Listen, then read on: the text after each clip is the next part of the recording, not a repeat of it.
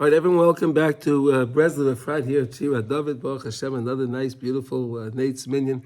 And we thank our Kayin for joining us all the time. Thank you, Kayin, Mordechai. And okay, so we're doing our little Sefira project. And today is Hayoim Achad Asa Yoim Shehem Shvua Echad Ve'arba Yom Leimer. And again, anyone that didn't count, please remember to count now. And please repeat the entire sentence. That's the way you do it. And if you didn't count and you do count during the day, you can still make the bracha tonight, wherever you are. Okay, so now today is Netzach Shebegvura.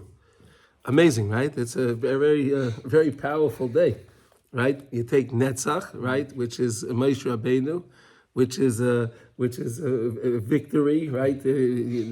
Natseach means to win, to be, and then you have Gvura, and you have Yitzchak Avinu, and you put them together. Wow, Pachad Yitzchak, and you have Teres Moshe. Wow, it's amazing what you can accomplish, right? So anyway, so the Rebbe says today, Rebbe Frisch says today, we'll do Aleph and we'll do Beis today, and then we'll do okay. Yizbayne Adam Bedate b'Masei Hashem Yizbarach sheyesh bahem gilui v'haychacha liyisaydais ha'emuna. Right? You could so again every day he starts off Yizbone. So think deeply, right? Think deeply. Yizbone. Think deeply. Bedate b'Masei Hashem is, but all the things that Hashem does in the world, sheyesh b'hem gilui v'haychacha. They have a revelation, a gilui, a revelation, and they demonstrate something. There's something. HaKadosh Baruch Hu is always doing something in the world to demonstrate his reverence over the world, right? His leadership over the world. Hashem is always doing that. He's going to give us an example. And this is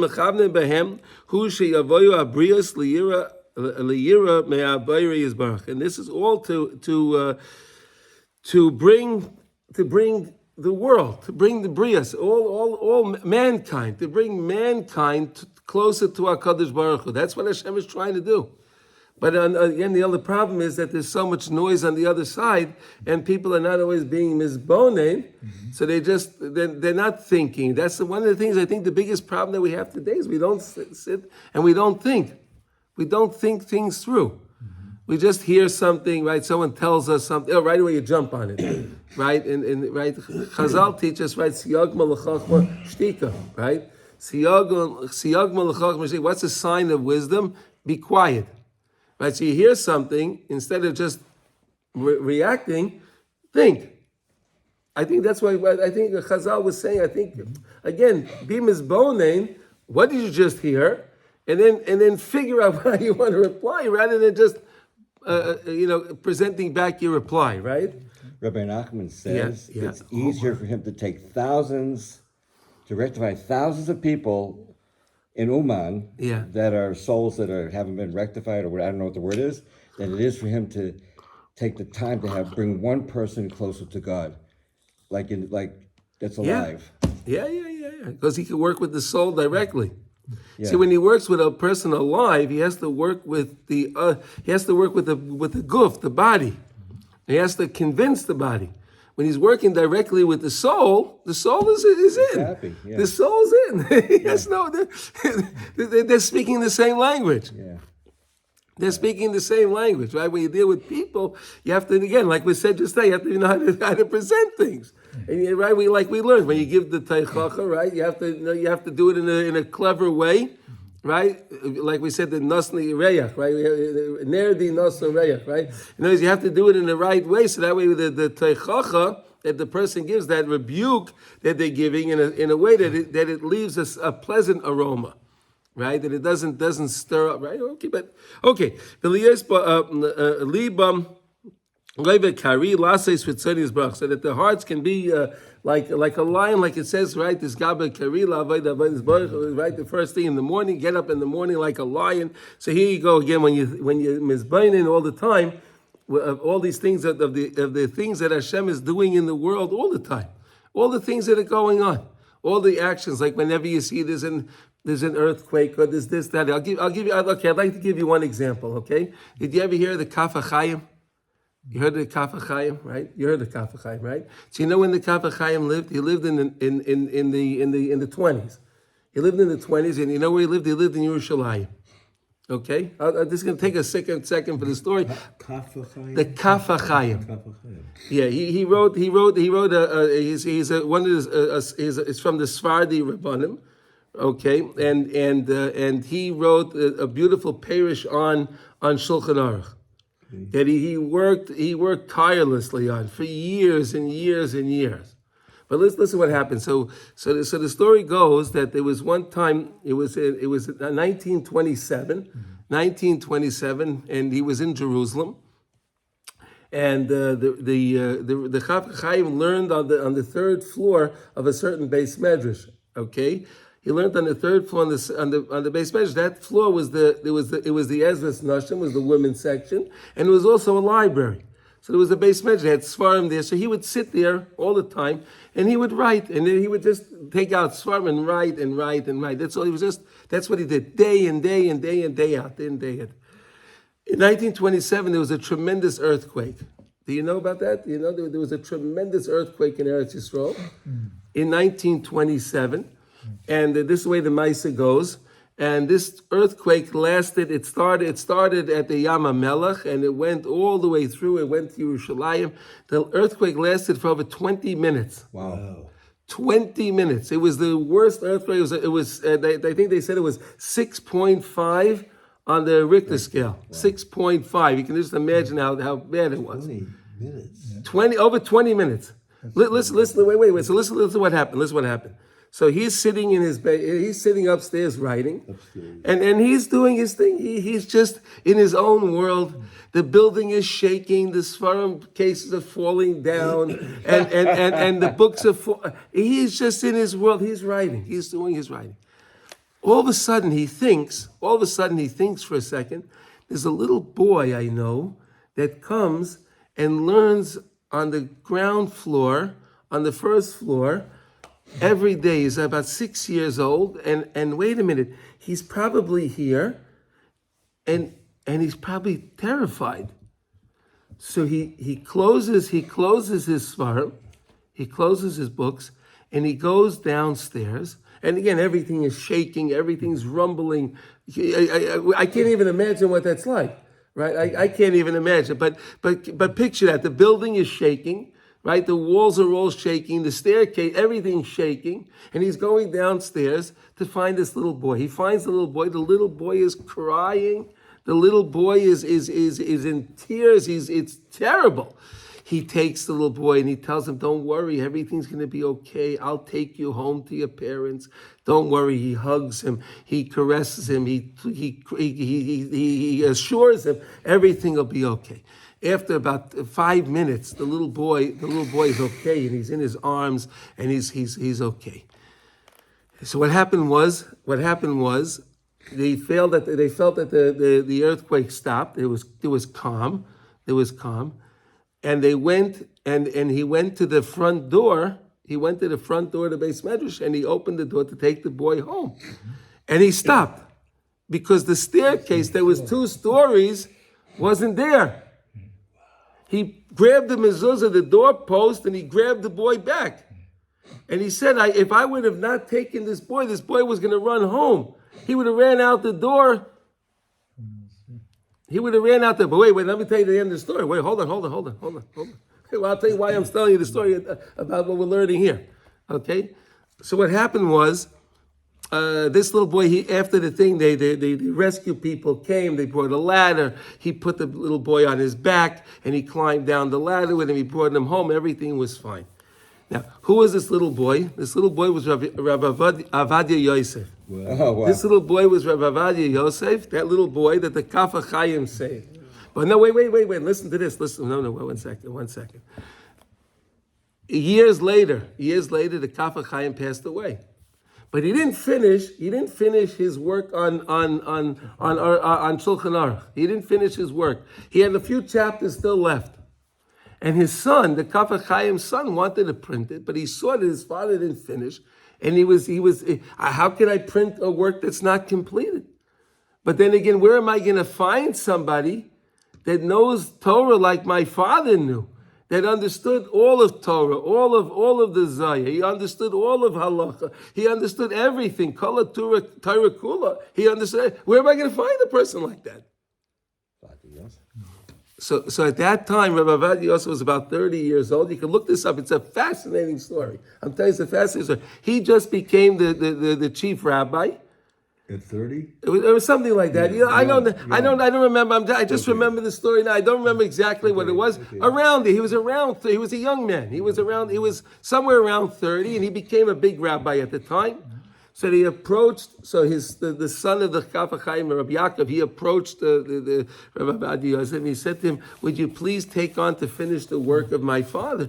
He says, "I'll do anything for your father. I would do anything for him. He saved my life.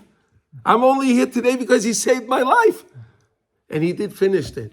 So here you see, now look, so the way it says, if you think deeply into the way of Hashem runs the world, look how Hashem runs the world. He makes a certain an earthquake. So that way this tzaddik will save that tzaddik. Fascinating. Yeah. Fascinating. You see the outcome of the things. And how Avad Yosef winds up finishing writing the Kavod Chaim. You can look it up. It's there. He finished writing it. It's fascinating. The stories are wonderful. I mean, I always try to remember these stories. I used to read a lot of stories. I try to recall these stories because to help you understand these things, right? Right. Yeah, I mean, so again, it brings right. Yes, l'zgabek laseis v'tzodes ba kedugmas masha matzinu benachshan shepoyel gvura benafshay. Nachshan ben Aminada, right? So we were standing, right? Just finished Pesach, right? So we were standing at the edge of the water, right? And everyone's looking, what's going to happen? So this guy Nachshan ben Aminada, he walks into the water. Right? The water goes up to his neck, and as soon as he goes a little higher, then the water split. But amazing, right? Look at this, right? Look what he did. Nachshan ben Aminada, amazing. Oh yeah. V'kofetz rishon liyam. He jumped in the first into the yam.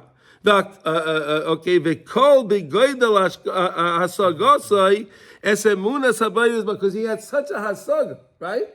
He had such a he had hasagosai. He worked hard thinking about. He saw what HaKadosh Baruch Hu can do, right? Is that what we're saying here, right?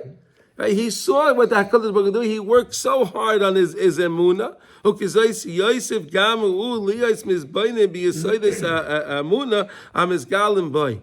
Kedugmas masha neisen by Hashem yisbarach neshama lachi yosei. Think about this. He says he has another idea, right? So that's what's Nachshan ben Aminada, right? So you see how a person that works on being mizbayne, thinking about Hashem, thinking about the netzach, to be minatseach. You see what it can do? It can bring the emunah, can bring a person to actually do something like that. It's unbelievable.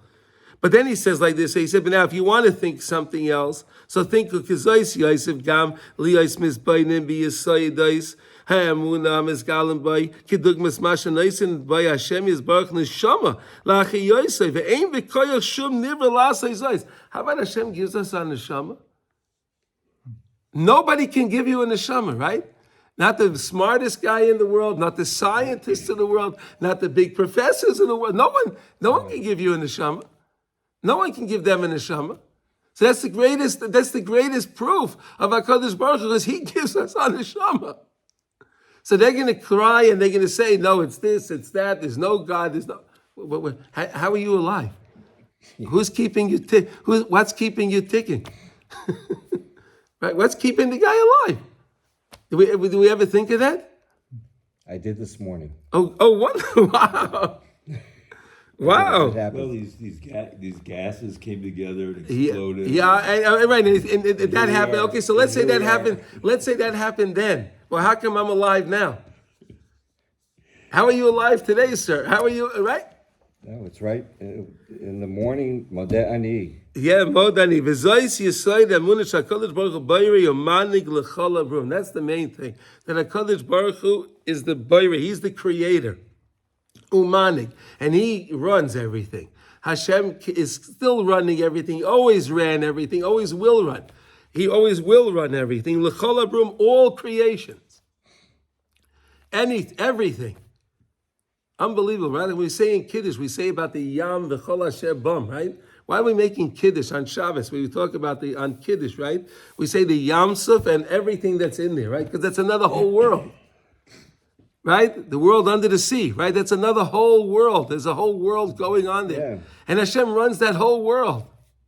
Man doesn't really know much about that, right? We send the scuba divers in, right? And they see different things, but we don't really know much about that, the underworld, right? We don't know much about it. Unbelievable, right? And that'll bring us all to, it'll bring me to fear HaKadosh Baruch Hu. That's the main thing. When you realize the greatness of Hashem, and you realize all the things that He's doing for us and for all of humanity, of all of creation, it's an amazing thing that you have to come to fear the Rabbeinu Shalom. And of course, in the person he'll be motivated. He'll have a new motivation to do the Ratzon of Hashem, the will of a God, because he realizes, well, look what Hashem is doing for me. How could I not do for Hashem?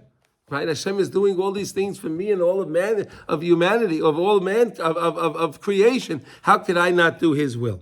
So you can be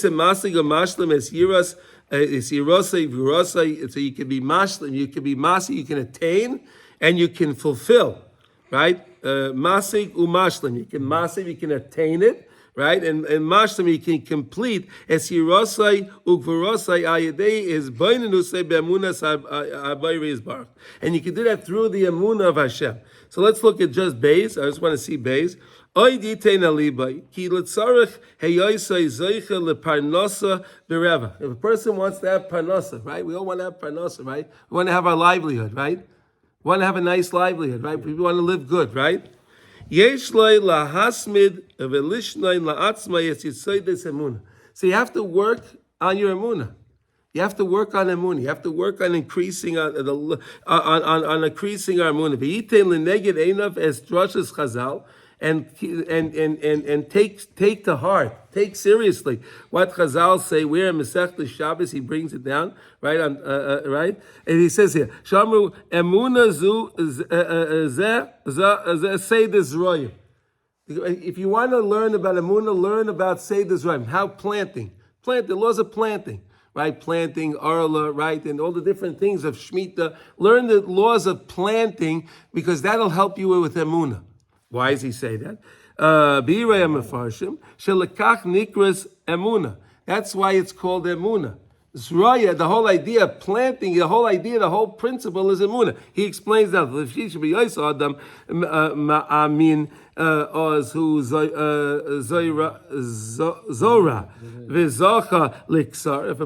If a person is able to go out and to plant, and to prune his things, right, and to harvest them. When you put that little seed in the ground, you don't see anything, but you have emunah. Look at this. The whole thing of planting is emunah, right? Because I take this dry seed, and what do? I dig a hole in the ground, I stick it in the ground, and I cover it over. Is that not a demonstration of emunah? And what happens to it? Is that not a demonstration of emunah? Well, then you have to nurture it and love it. No, but that's feed it and water it. No. So you have to do it your emunah. Yeah. Yeah. That's a demonstration. So even the chilonim, these guys that say there's no God, what are they doing? They're planting. And what are they doing? They're going out and planting. Why are you? Farmers don't tend to say there's no God. Okay. Halavai. Okay, I hope you're right. Tend to. Many do, but many of them, they'll say no. The world says they have a green thumb, right? What they say? They say they have the person has a green thumb. Yeah, right. If that person had a green thumb, it ties into World 1 and World 2. Yeah. Creation and nurture. Okay, v'nimsa mashlu amasages midas hagvura idei midas hanetzach. Netzach is what we're saying is emuna shaboy emuna, because in netzach you have emuna. Torah, Moshe Rabbeinu is netzach. The Torah Kedusha, we have to be mamin in the Torah Kedusha, right? It's all Torah's Hashem.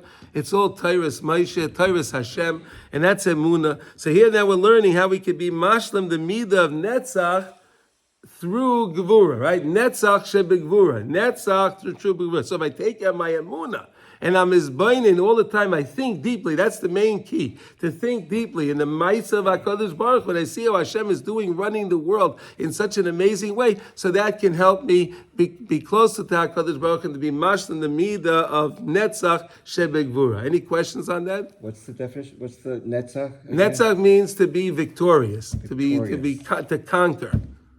And So Gvura means to be strength. So we're conquering strength. Yes, with conquering strength. Yeah. Combination. Yeah, using the okay. So then we can go right. Okay, this is a lot more, but we want to do a Likutey Halachos. So then we could say here. So let's just go to Bizman, I guess. Yishtadal lenetzach liyitzroi v'laseis kiyam lemaisa b'frat l'goysa b'tzarayim. So if you're going to do anything to fight your Yetzer Hara lenetzach liyitzroi, if you're going to fight, try to do it in the afternoon. In the afternoon. Yeah, but Sarayim. Do it in the afternoon. Why? Because today is Gvura, right? Which is Yitzhak Avinu, and Yitzhak Avinu's time is in the afternoon. So if you're going to do something with Yitzhak, fight him in the afternoon. Okay, if you can. All right, right, Ellie, right? Okay. Yishtadel lekavim b'tfilas Shmay Netzer b'birchas Hashanim tfilas mincha shetikna Yitzchak, and do it at the birchas Hashanim again. That's where you make your parnasa. Birchas Hashanim is the bracha of parnasa, to realize all your parnasa comes from Hakadosh Baruch Hu. That's why we daven, and that's what we learned about minchas. Is the strongest tefillah of the day. Right, mincha is the strongest tefillah because the whole idea of mincha itself is gevura. Right, the whole idea of mincha, and then that's the time of din in the world. That's the time of din. But again, if we think when we're saying the birchas hashanim, when we say birchas hashanim, if we say the bracha when we're davening for our parnasa, and we realize it all comes from HaKadosh Baruch Hu, at that time, so then you can have a great effect on being successful. Okay. It also takes a munah to daven mincha, because you got to break yourself away from your work many times. Of course. Oh, not Stop working. So that's what the Balatanya says. That's why the mincha is the most precious tefillah to Hashem. Yeah. That's why Hashem makes it the time of gevura, because that's a chesed that again, when you leave your work. When you leave, you're in the middle of a meeting, and you leave, stop the meeting, or whatever you're doing. I have to go pray mincha now. Whoa. You think about Hashem during the day. Yeah. That's demonstrating your belief, right? Right. Okay. Kishemaske Shem Hashem Tzivakos. When you say Hashem Tzivakos, Hu Melech HaKavod Tzela, right? Anytime you say Hashem Tzivakos, Yechavin betfilas mincha, you can be mechavin at tfilas mincha, fine at that time, any in the afternoon. And this is an interesting one. Kinyan Torah is the pilpul ha-talmidim. The pilpul ha-talmidim, huh? Hell, you like that one? That's a cute one, right? What does that mean, right? What does that mean? If you ask an Israeli, they'll tell you you have to feed your talmidim peppers, right? Because pilpul, I say pilpul, that's a pepper, right? No, but pilpul is also when you study deeply, right? Pilpul, pilpul is when you study a sugya deeply. So study the sugya deeply with your friends, talmidim, the rebbe, and do that in a way that is back and forth, so you can come out to discuss and find the emes in the sugya, right? When people are learning, and you see, and you go into the base medrash, and they're arguing, yelling at each other, they're not really fighting. They're just trying to come to the truth. That's pilpul. That's pilpul. That's real pilpul. When there's a back and forth going on, then they're trying to figure out the pshat and what they're learning. That's pilpul. So again, why they're trying to come to the emes, because that's emuna. So maybe that's why that's today. We said the whole day is to really work on our emuna. Right, because that's what netzach is emuna. So I think that's it. We'll stop over here for this day. Okay. Any questions? Any comments? We're okay? I have one comment. What's your comment? It made me realize that because in the afternoon, that's when the Yetzer Hara seems to be pounding my head. Oh, see that? Okay, let's take out the Likutey Halachos. Please, everybody, here we go. And today, but with Siyata Deshmaya, of course, here we go. Likutey Halachos, Hilchos Teffilin. We're in Halacha Beis, and today we're up to letter Yud Aleph, 11. He's excited about this. Same, Excited about this one. Same as the Omer. Same as the Omer. How do you like that, huh? Yeah, very good. David, that's a good one. Yeah, very good. Baruch Hashem. Wow. Well, we're running in line with the Omer today, huh? Oh, Yishtabach Shemo. Okay. All right, so the Rebbe says over here now. So we were learning. So okay, so let's do a little background. Okay, so we're talking about. We keep learning about this Nekuda Kedosha, right? This holy point that comes into us every day, right? This holy point.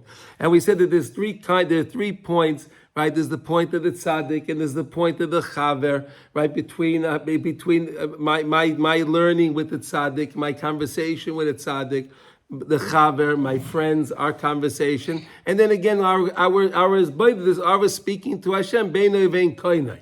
Right, those are the 3 things we're trying to connect to that nekuda kedosha. So the question is now where does everything stems from the brain, right? I just want to give you the background of this here. So everything stems from the brain. Everything's in the brain, right? So when the person's DNA, right, that goes down, that makes its way through the spine, that makes its way through to the sexual organ, okay, right? Where does that stem from? It stems from the mind, right? All the information that makes its way down to that organ makes its way down through from its sources in the mind, right? That's the nekuda, right? That's the nekuda kedosha, right? So now we understand that, right? That's where we're going now. That's what Rabbi Nachman was trying to teach all these lessons now to bring this idea in now. This idea. So listen to what the Rebbe says now. So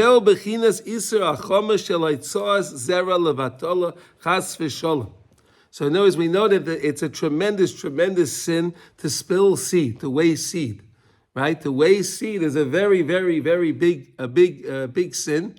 Why? Because again, you're taking that holiness.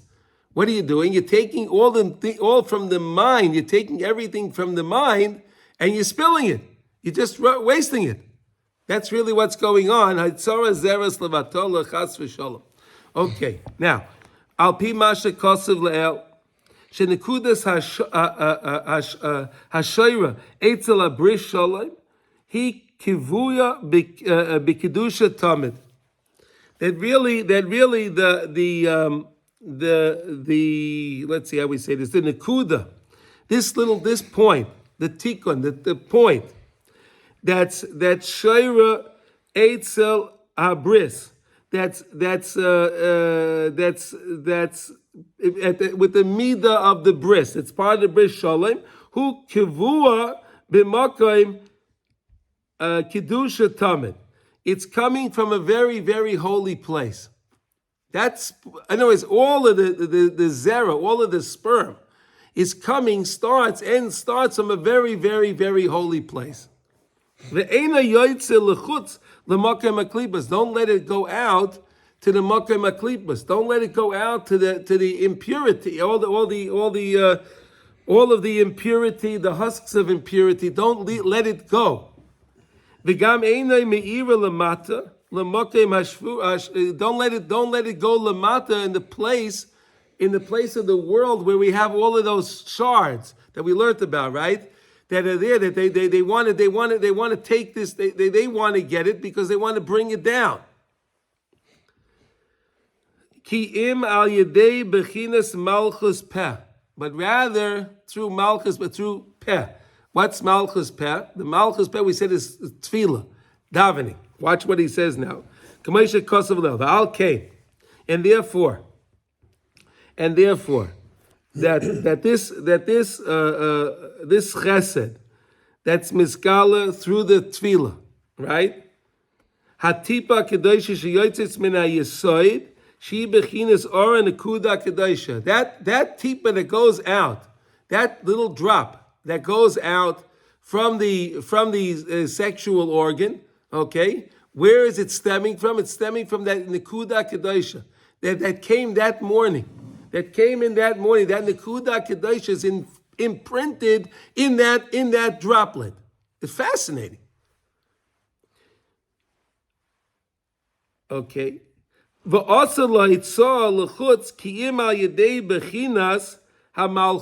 can only bring it out, let it out, in an aspect of Malchus. Malchus. We talked about Malchus. What's Malchus? We said Malchus is the encompassment of all of the spheres, the 10 spheres. Malchus is the lowest one, but Malchus also encompasses all of the upper spheres. Dahainu Bazugai. What's Malchus? Your mate, your wife, right? The person's wife. That he married the lady al idei chuppah v'kedushin kedas Moshe v'Yisrael, right? The person married the lady, right? A Bas Yisrael, Malchus. The Bas Yisrael, the Jewish girl, is Malchus, right? Is king, is royalty. I don't know another word to use for Malchus, right? Royalty. I don't know what else. An English word. I mean, if you understand what I'm talking about, Malchus is it's a very, very special of royalty, of regalness. The queen. A queen? Okay, a queen. Okay. Dahainu bas zugay, right? Okay, because again, the lady is Keneged Malchus. The lady is Keneged Malchus. The same way Malchus is accepting of all of the Sfiros. Malchus doesn't have anything on its own. Malchus is accepting from all of the Sfiros, and that's what Malchus is. It's all encompassing of all the Sfiros, because it accepts from all the Sfiros, right? So to the lady is accepting from the man. She is accepting from the man. What? The Nekuda Kedusha that came where? From the Mayach. You understand? It was fascinating, right? V'oz nasa mizeh tikkun gadol. That's a tremendous tikkun. Now you're making a tremendous tikkun because the Nekuda Kedusha is being shared with Malchus in the proper way at the proper time. Right? In other words, again, it has to be done all according to the way, right? In other words, what we're learning now, Parshas Tazria, right? So a person will think, hey, I can have relations with my wife. No, you can't. No, because the Torah is telling us there's purity and impurity. You can't do what you want to do, right? But when a person has the relations at the right time, and we learned the other day that really when's the best time to do this is on Shabbos, because the whole idea of Shabbos is Malchus. Shabbos is royalty. Shabbos is royalty. So Shabbos, the time of Shabbos, which we said is considered the ice, which Shabbos is the sign, right? It has that sign, the same thing of the Teffilin, right? 7, right? The Teffilin has the shin and the shin, right? The 3 shin and the 4, the shin with 3 heads, the shin with 4 heads, makes 7. And that's the Shabbos, right? Shabbos is 7, right? So then you do that, and the relations that happen on Shabbos, on Friday night, which is the time of Malchus the most, via doing that. So then there's a tremendous tikkun that goes on. There's a tremendous repair that's happening when the Nekuda Kedosha is deposited into the Malchus in the proper way at the proper time. When's the best time, which is Shabbos, which is Friday night? So then the tikkun can be had. Okay, v'oz nasa mizeh tikkun gadol da'inu tikkun hashvirois. You can now make a tikkun for the broken kalim. So all of those kalim, all of those shards, and the impurity that's out in the world, via doing this, you can actually make the tikkun. The same way we said Malchus Peh, that when you pray and you say the words, you create vessels. Those vessels get filled with light of holiness from Hashem, and that they are also repair for the Shviras HaKelim, those shards. So now we're learning another way, using that Nekuda Kedosha that comes from the mind, that stems from the mind, that stems from where the highest point that comes into us every day. And that Nekuda Kedosha makes its way through the body, right? Through the Esser Spheres, right? It starts in the Mayach, right? What's the Mayach we say, which is the Chachma, right? And it goes to the Bina, which comes to the Das. And the Das comes to the Chesed, Gvura, Tveres, Netzach, Yesod, Malchus. And then it gets deposited in the Malchus. That's when you can fix the Tikkun. That's the Tikkun. It's an amazing understanding of what's going on during relation, what we're really accomplishing during relation, what's really the essence of what's really going on. Okay, because he says now, look at this. Because any time there's a holy union between a man and a woman, there's a relation going on. Okay, that in a holy way. That's there to fix these broken vessels. So notice, during that time, a person can actually affect tremendous tikkun if he has the right intention. The right intention, it's the right time, and it's done in the right way. A tremendous repair can happen.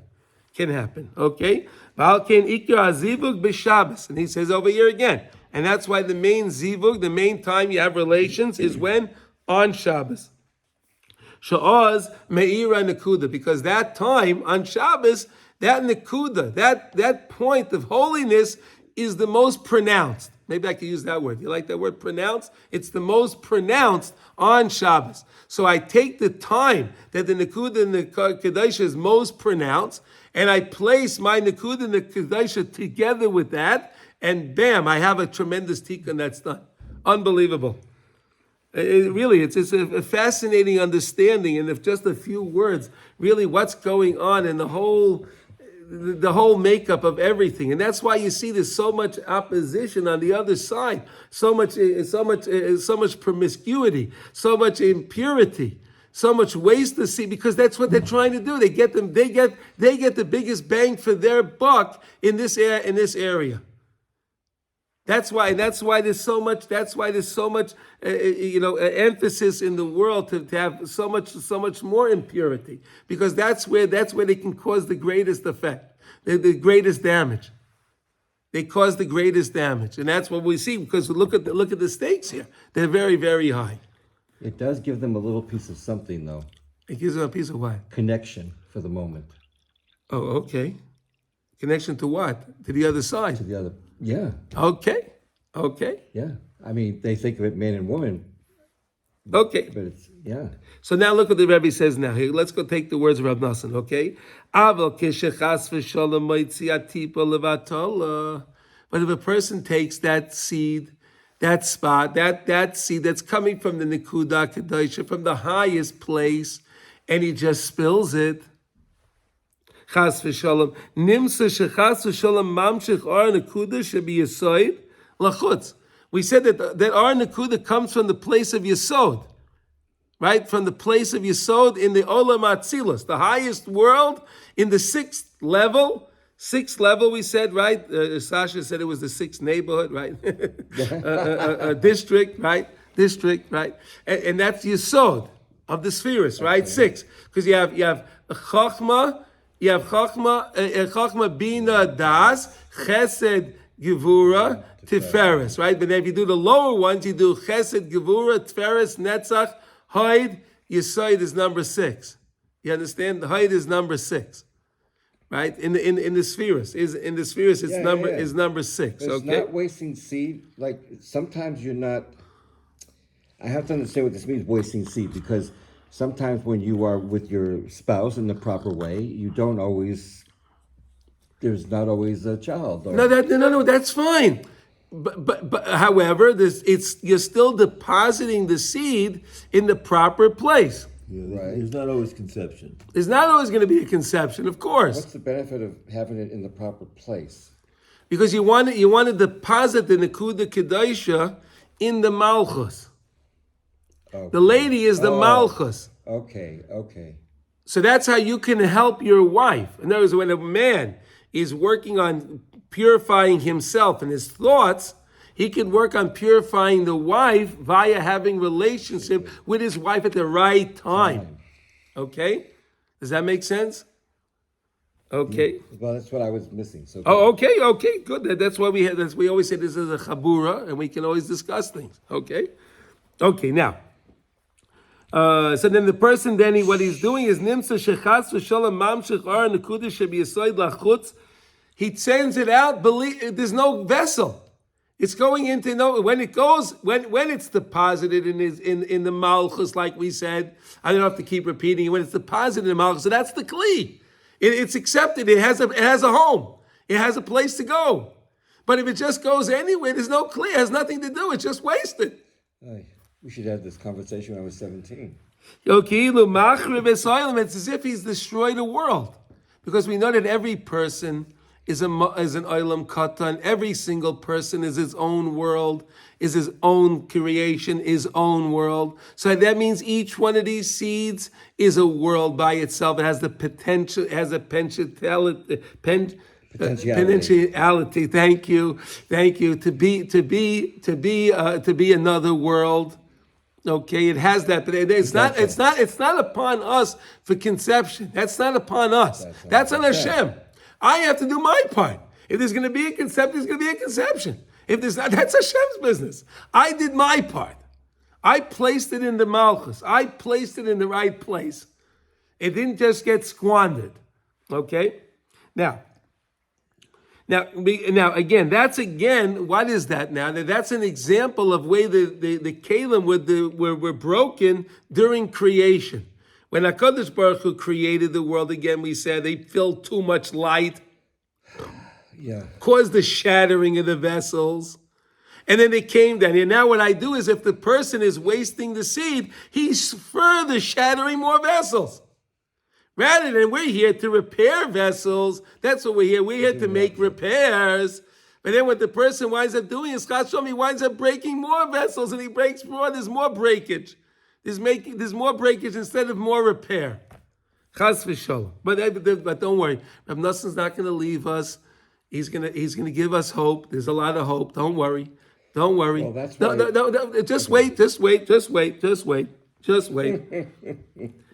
Just wait, please. Give the Rebbe a few more minutes, okay? Okay. Shenoisen lahem a yanika chasom. We give to those husks of impurity. We give them a yanika. We let them nurture from our nekuda kedusha. They love that. They want that. The husks of impurity want that because that's where they came from originally. So they want that. But then we're not supposed to give it to them. Yanika bebechinas are nekuda ba'atzma, right? Because it gets thrown out. It goes lachutz, outside. The same way we said the tefillin, you can't take the tefillin outside. They have to stay inside, right? And the tefillin is the whole idea of that tipa because it's in the kuda kedusha, and you have to watch it from going from places of impurity. So too, we have to watch ourselves. And that's why it was said, Rabbi Nachman said, Reb Nosson taught us, based on Rabbi Nachman, that all the lessons in Likutey Moran, all the Rebbe's teachings are based on really his halachos of Teffilin. All of his teachings. But really, you could take all of Rabbi Nachman's Torah and you could learn out all of Torah from every one of his lessons. But all of his lessons he had in mind for Teffilin. Unbelievable. Rabbi Nachman was based on all his teachings, were based on the information he took out of Teffilin. How is this out of Teffilin? I just explained it to you. The same way we learned the other day, that you can't take the tefillin outside, lachutz. You can't take them. You have to be careful to wear them inside. You wear them in a clean place. We have to be clean ourselves, right? We have to be clean ourselves. We can't pass gas. We learned, remember, you have to stay, it's a state of purity. So too is our mind has to always be in a state of purity. Because the Nekuda Kedosh is in the mind. And I have to keep that in a state of purity so it doesn't affect it, wind up being squandered out into the world. Okay? Now, I'm saying this is a little bit complicated, but okay. And now the person winds up making new broken vessels. He makes now new broken vessels.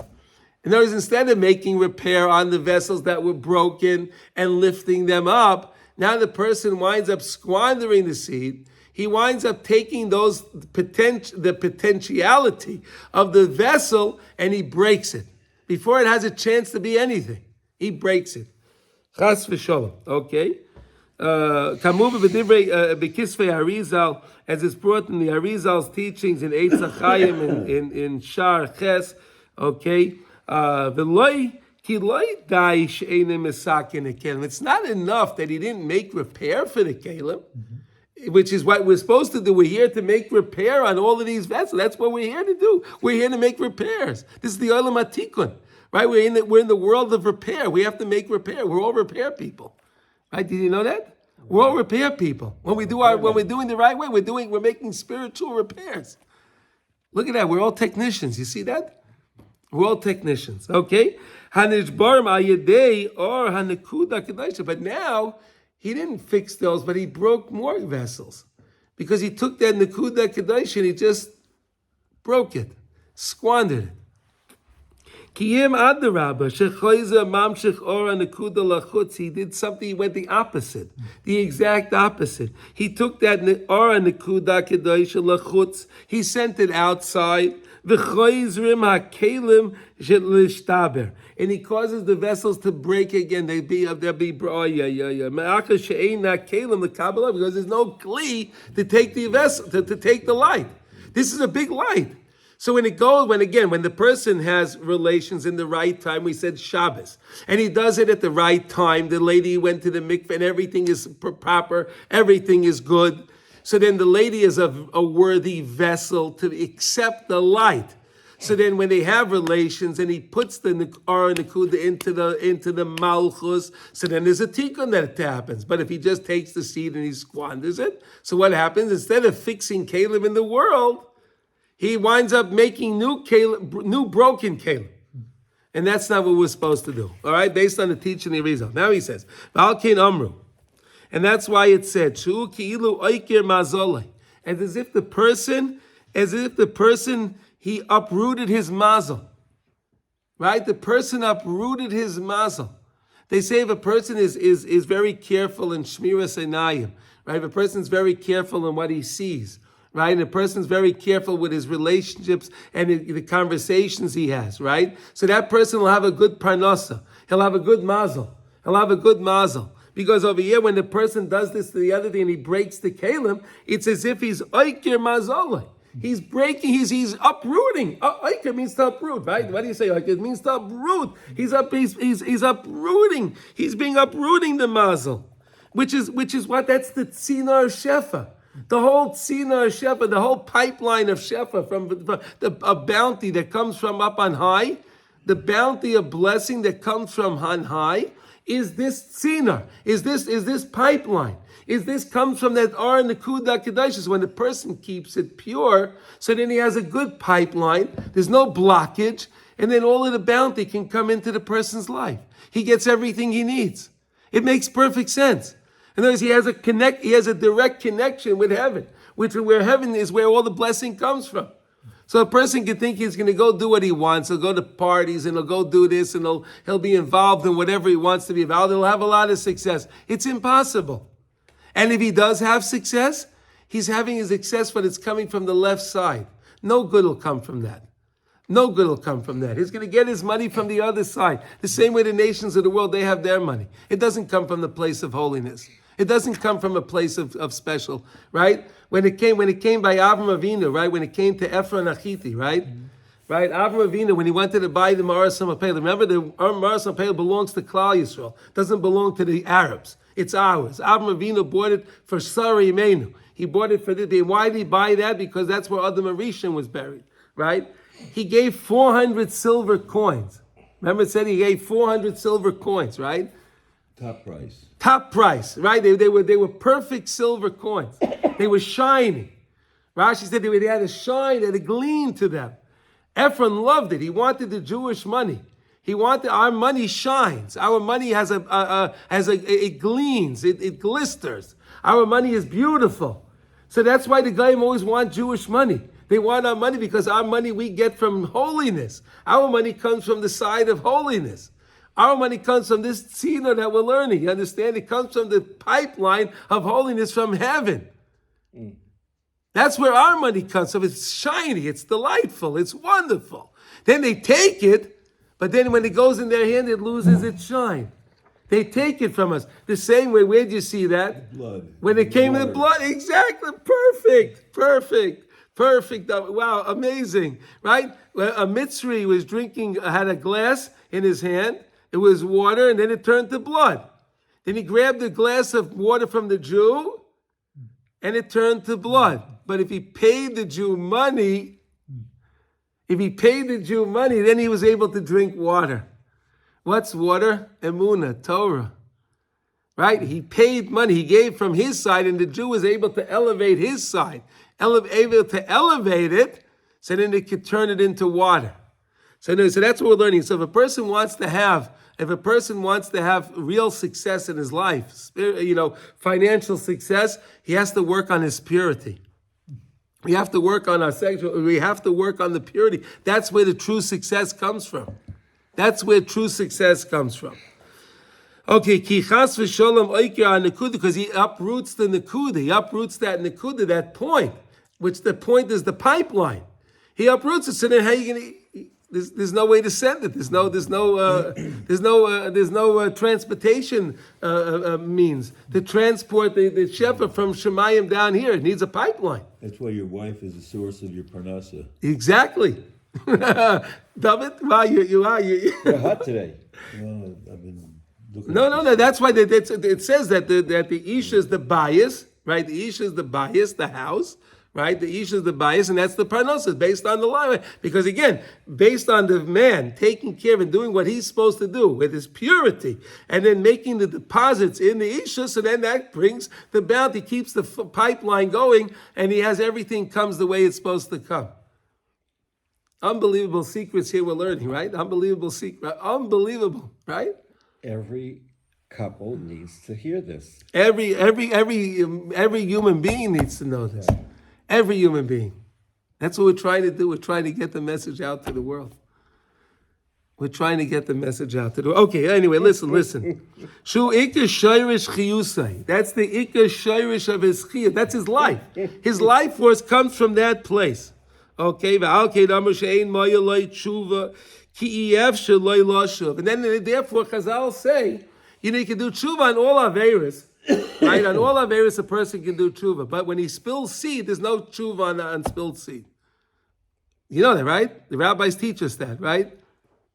The rabbis teach us that on spilled seed, you can't, because again, it was broke. You broke it. Everything else has a place in Torah. But this has nothing. It just was something that could have been the highest thing that just got shattered. But look what he says now. Where's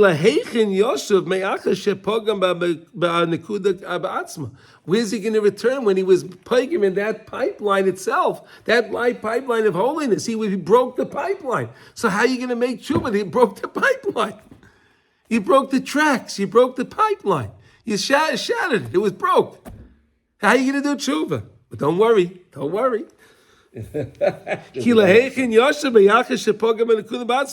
Ki kolzman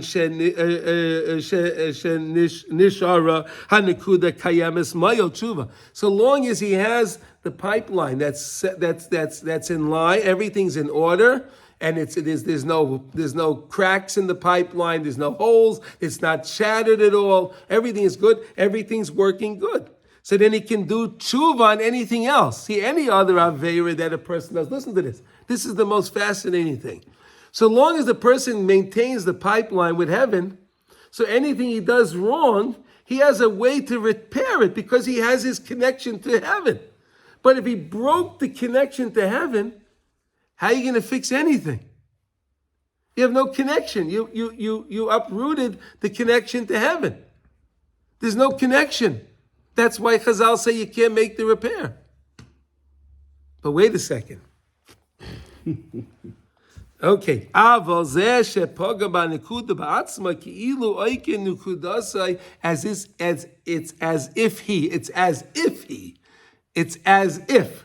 he uprooted it, chas v'shalom lahechin yashu. So where he's going to go back, and we're not going to stop over there. Let's go to the next paragraph. Okay. Aval be'emes, but in truth, here we go.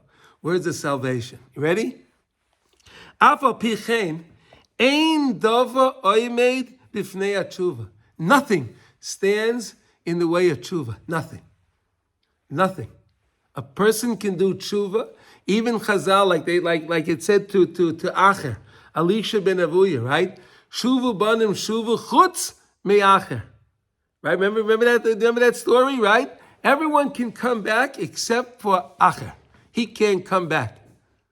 But we know that that's not true. Right. We know that's not true. He heard that Baskel. right? He heard a baskal, he heard a heavenly announcement. But the Torah lay b'shamayim. The Torah is down here. Down here, while we're in this world, tshuva works. We could still do tshuva. But where are you going to do tshuva from? Now Reb Noson's going to explain to us. How are you going to do tshuva when you broke the pipeline? You want to hear this now? Watch this. Kamuva b'chol asvarim. It's brought down in all the svarim. Sha'af al pichein im yaset tshuva yischaper loy bevada. If the person will do tshuva, he'll certainly be forgiven. It's brought down, all the svarim agree.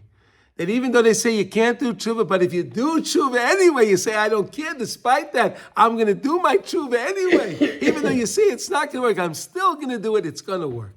It's going to work.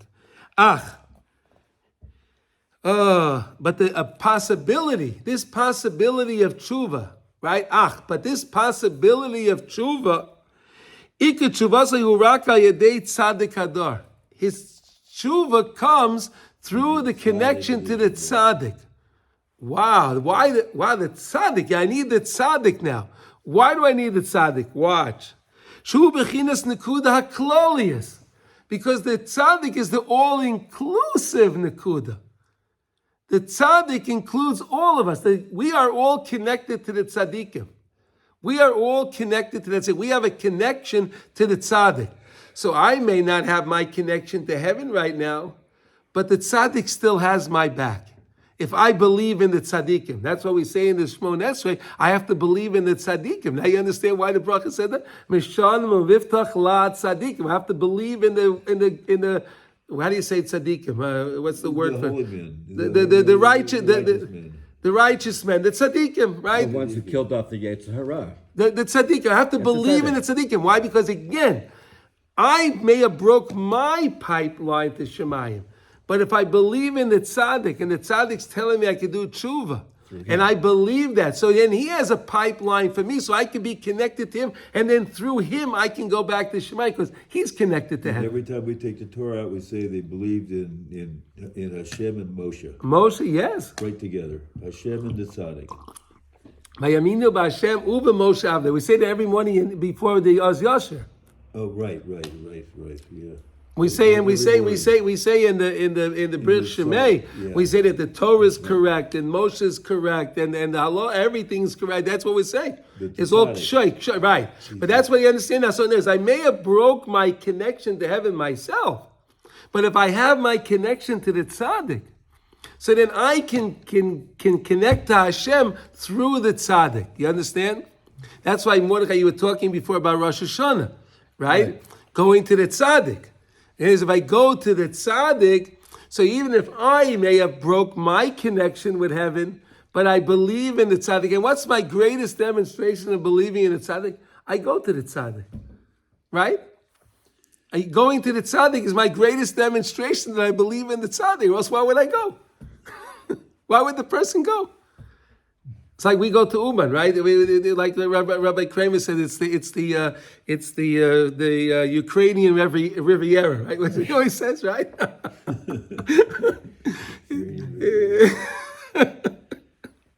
He says that in a very facetious way. Yeah. Pit of the world. Yeah, he says that in a very but it's the tzaddik is there. The tzaddik, that's why we're going there. Okay, so let's just finish the paragraph. Misham mikablim kol nekuda, so there you can get all your nekudas back. That's why we said that we were learning before with the Teffilin, the 3 points, right? The Rosh is the tzaddik. We said that the knot in the back is my chavra, my conversation I have with people, right? My friends, right? And the yud is my conversation I have with Hashem, right? And we said that the yud has upper wisdom and lower wisdom. I always have to connect to the upper wisdom. Because again, if I'm always connecting to the upper wisdom, I have a better chance of being pure because I keep my mind in check. I keep my mind in check with the upper wisdom, with the wisdom of Torah. So I keep my mind in check. By keeping my mind in check, I have a better chance of being pure. And then making that deposit of my Nekuda Kedash at the right time to the Malchus, like we're learning. You understand? All right? Okay. Because he made a pagam in his own Nekuda, his own Sinar. He broke his own pipeline. He broke that pipeline. Now he has to get a brand new Ar Nakuda. He needs a new pipeline. Where's he going to get his new pipeline from? From the tzaddik. There we go. See, I knew you knew the answer the whole time. Okay, So I want to know who the live tzaddikim are. Tzaddik Hadar. That's true. The Tzaddik Hadar. Shehu Shayrish Kol Nekudais. He's the Shayrish of all the Nekudas, of all of Amcha Beis Yisrael, of all of Klal Yisrael. He has us connected. We're all connected to the Tzaddik, whether we want it, whether we believe it or not. We're all connected to the Tzaddik. The more we believe it, of course, the better the connection is. Right? The wire is stronger. It's right. You have a stronger klita, right? You have a stronger connection. You have a stronger, how do you say klita in English? I don't know. Reception. Good. Oh, good. Very good. Reception. Right? You get a greater reception. You get a greater... Speed. What? Higher speed. A greater reception. And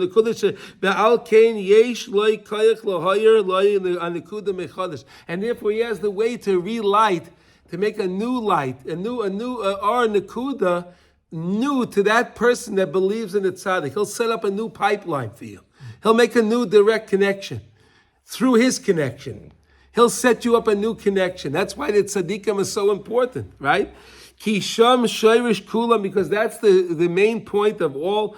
V'chein moving b'divrei Rabbeinu Zal b'chatzoytzoyts in Likutey Moharan in lesson 5. Lesson 5.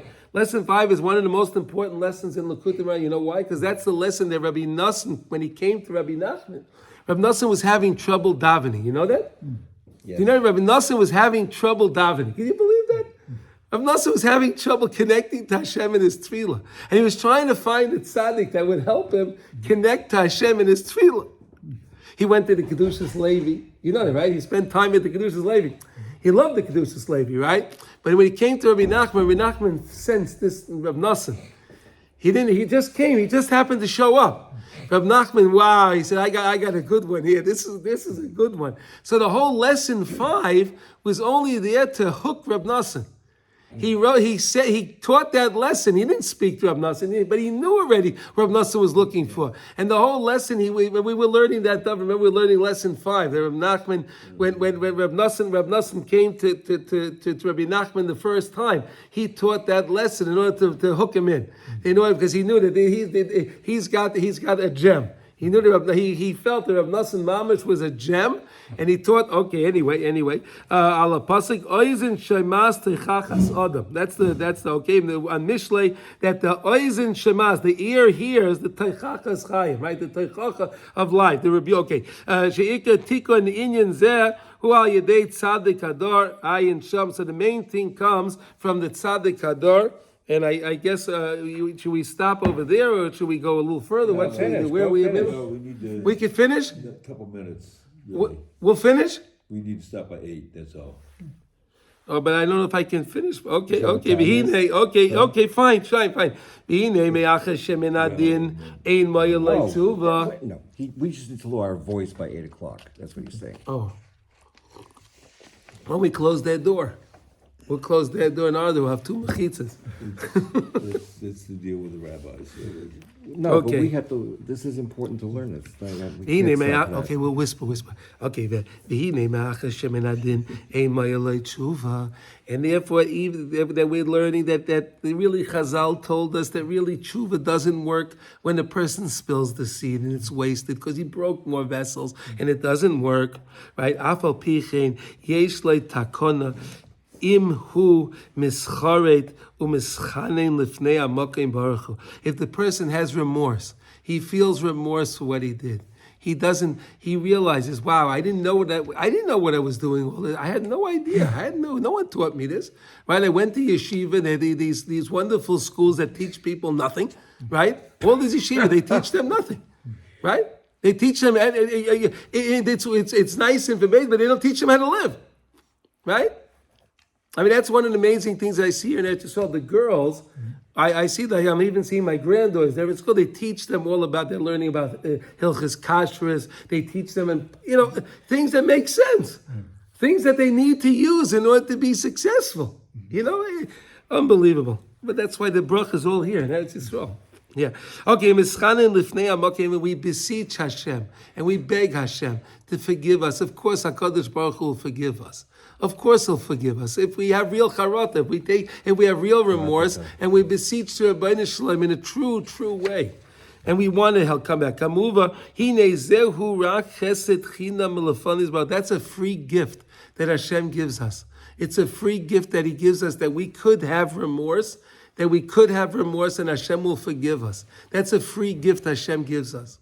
And that's another thing that we're learning about today, Netzach Shebegvur, right? Today's day, right? To understand, to have that emunah. And HaKadosh Baruch Hu is always with us, always giving us what we need. And if we have the emunah that Hashem will listen to me, what's the greatest emunah that you believe that in Hashem? You talk to Hashem, right? If you wouldn't talk to Hashem, if you didn't believe Hashem was listening, right? If you have mischaret and you have a charot, you feel a real remorse for what you did, and a person asked the Rabbi, so of course is going to forgive him, right? Sheyakabel b'tshuva. We got to wrap it up. Now? No. Okay. It's 8:00. It's the deal with the rabbi. I don't care. Okay. Well, I'm I'll whisper. sorry. Okay. I'm sorry. The rabbi is. Well, if you want to leave, rules. you may leave, but I don't want to stay and hear this. I want to learn. Even he that's not worthy to accept, it's not worthy for him to get this. He can't. If the person feels I'm not worthy, that itself is the tikkun. If a person feels I'm useless, how is this going to work for me? That itself, when the person feels, V'anachnu mo, what did Moshe Rabbeinu say? V'anachnu mo, what am I? When a person feels really, what am I? To HaKadosh Baruch Hu, and I feel remorse, of course HaKadosh Baruch Hu will always forgive him. Because the person is merits to awaken the heavenly Rahmanis, the compassion, the heavenly compassion from Shemayim. If he merits that, Olav lekable b'tshuva, of course he'll get his. Of course they'll accept his tshuva. Nimsa shuma ayra megala chesed chodesh legamri. So you see, he's coming up with a chesed chodesh. Now, notice, the person may have broke that kli, but now when I come to HaKadosh Baruch Hu with that feeling of anachnu mo, what am I? And I come to HaKadosh Baruch Hu and I feel the remorse, and I realize that HaKadosh Baruch Hu gives me a free gift. I create a new vessel. That's a new vessel by itself. That's a, yeah? I was just thinking. Please, Ellie, tell me. Very, very quietly. I was learning all that idea of Tyron Tillman. It's a very, very difficult thing. It's very difficult. Yeah. When you have a clay vessel, it's different than any other vessel. Right? How does it get tummy? Every other vessel gets tummy if you just simply touch it with tumah. Mm-hmm. Clay vessel, if you stop it up completely, seal it completely, then it doesn't get tummy. Earthenware. It's a clay vessel. Yeah. You can't capture it You either. can't capture it. But what happened? You can. But only one way you can capture it. You have to break it. And then you can remake it again. And then you can remake it. Once it's new, right, then you can put it together. So That's what you do. You this broke is the exactly what's clay. going here. You're breaking the clay here. You see The clay that? is the clay cheres. Wow. We say on Yom Kippur all the time. We say on Yom Kippur all the time. Look at Ellie. That Wow. we're a clay cheres. You're the potter. I'm just clay. That's what we're talking about. Right. That's what this is all about. Ellie, wow, Chazako Baruch, wow, wonderful. Okay, let's just finish. Okay, it wasn't there ever before. He brought something, that new feeling of what am I? It's that, and he take all of those shards and he makes a brand new vessel from it. Fascinating what we could do. Look at this. Look what we're learning. Unbelievable. This is the greatest. To me, this is like, wow. Okay. Because really, there was no way to have a repair for this. Really, there was no way. Because Chazal told us, you can't do tshuva. But because he broke the chesed. Because he broke the chesed. He broke that pipeline.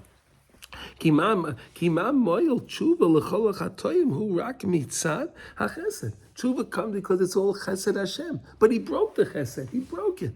So now he makes a new chesed. Kimay Shamar by Seinuzal, Sha'alu lemidas hadin. Right? They asked the midas hadin. Right, that for the Einish that there's no tshuva, for this. But HaKadosh Baruch Hu said that if a person makes tshuva, then he will forgive. Hashem said that even though yes, the Midas Hadin said because there's no kli, the guy broke the pipeline. But Hashem said if you're going to do tshuva, I'm going to accept your tshuva. This was a statement from Hashem. So we see now, that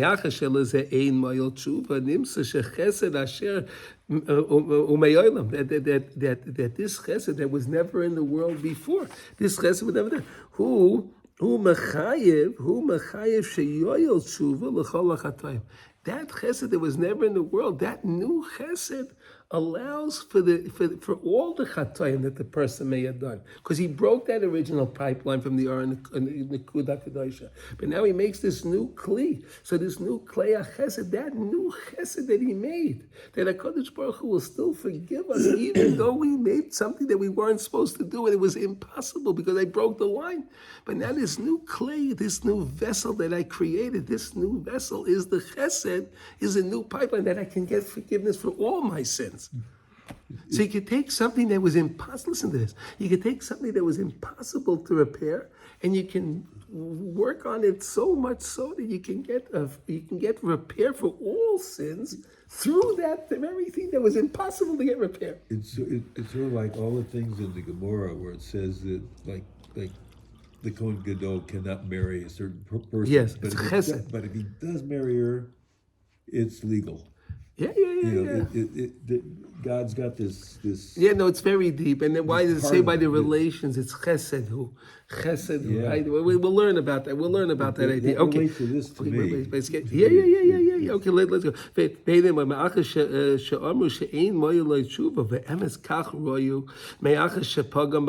Because really it's worthy, because he made a pagam and then nekuda. He made the pagam. The guy made that pagam. He broke the pipeline. Right? And the kudbu or chesed, that's the or chesed. Or me'ach shepagam or chesed ein lo shuva ki sham pagam, because he made the blemish. Okay. Al kain Hashem is both right to l'rachem Allah. But when Hashem wants to have compassion on us, and Hashem always wants to have compassion on Klal Yisrael.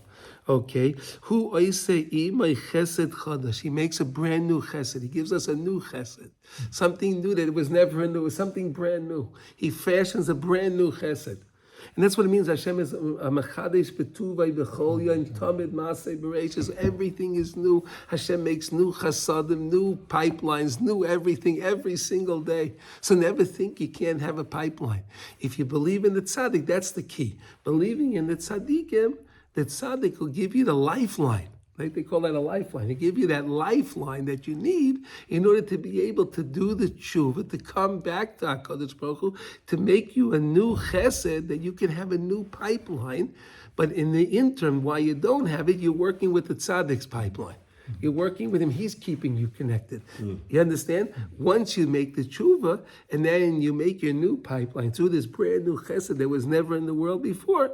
So then you're on your own, so to say. You still work with the tzaddik, of course, but you're surviving on your own. Then you have your own pipeline. I guess after the Chet Egel, through Moshe, they can live through Moshe. They did live through Moshe. They did, because they couldn't live with what Moshe they did. Rabbeinu found in the Kudah Tov in every single Jew. Yeah. And that was how then, and they believed in Moshe Rabbeinu because he did that, and that's how Moshe Rabbeinu was able to make that new chesed. And again, we got the Yud Gimel Midas Harachamim.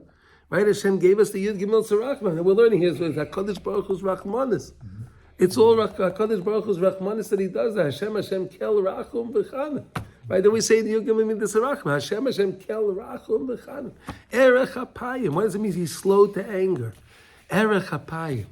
We'll learn a lot about that, with the Yud Gimel Harachamim. What does it mean, erech hapayim? To take a breath, a deep breath, right? To take a deep, unbelievable. Okay. Who I see my chesed chodesh shalai haya mi'olam ki ata hu yizbarach mechadesh chazdei l'sakein l'moichel afilu al zel ovan gamkein. To even forgive on this sin. So really, we have to know that no matter what we did, we can always come back. Hashem wants us to come back because the Yetzer Hara is strong, and Hashem knows that. And Hashem knows that we're going to stumble. But don't worry. When the person wants to come back, he can always come back. He can always come back because through the tzaddikim and then through his own, because HaKadosh Baruch Hu will have Rachmanis on him when the person has true remorse, and this he has a new clay chesed, a new pipeline, like you said with the clay vat, when it became impure, it was shattered. But then now, if I do shatter it, I can then heat it right back up again and turn it back into a liquid, right? I have to break it. It's interesting. Well, I have to break it. To what extent do I have to break it? I have to break it to the extent it's no longer functions the way it functions. It can't, it's right? It's not a kli anymore. It can't be a kli kibble. It can't hold any vessel. Right. I have to completely shatter it. So Right, and it was what Ellie's trying to say. It's the same thing in Hilchas Mikvah, right? Something what's called a kli kibble, right? So in other words, if you take even let's say you had a thread of the top of the spout, right of the pakak the spigot, right? So then even if you didn't break that, you say that the vessel I broke, but in that thread, let's say, that was there, that can hold some water. There's still tumah will be inside there. So you have to actually smash it all, that there's no shard will be able to hold any no vessel. longer recognizable for what it once was. Yeah. Unbelievable. And no man can make that whole again. So it's actually right. So I just thought of another weird thing, right? Because like Humpty we say, Dumpty. the Rebbe says, if you can break, you can fix. Yeah. If you believe you can break, If you better believe you can fix. But I'm going to interpret it differently. If you believe you can break, you have to break it in order to fix it. That's a right. No. He's saying. I know what he's saying. Yeah. I'm No. It's a interpreting it different. like Right. You're yes. saying a little different. A little bit. Exactly. I'm interpreting it differently. A little bit different, yeah. Okay. The Rebbe says that if you believe you can do something wrong, that if you believe that you can even spill seed, Right. if you believe that you could have done that and you did do that, believe you can fix it. Right. Even this you can fix. And this is the gravest of the sins, of all of the sins. This is the gravest of all of the sins. And then we learn why now, because again, the person uproots his pipeline. He doesn't have his lifeline. He loses it. Let's just finish. Because he gets a new nekuda chadash, he gets a new tzina, a new pipeline, a new. Because every single day we really get the nekuda chadash every single day. Chesed chadash, because he gets this new chesed, that he made this new chesed that was never in the world before. Ki nekuda hu chesed, because the nekuda is chesed. This thing that Hashem sends us every day is chesed. That is chesed. That He sends us something special every single day. Because now that you drew a new chesed chodesh, you made a new chesed chodesh. And understand this really well. Well, I understand this. That's what he says at the end. Yeah, and understand this well. Understand this well. I got a suggestion that maybe tomorrow we just meet upstairs so we can just go. Keep Okay, going. all right, everyone. Wait, Thank wait, you, wait. everybody.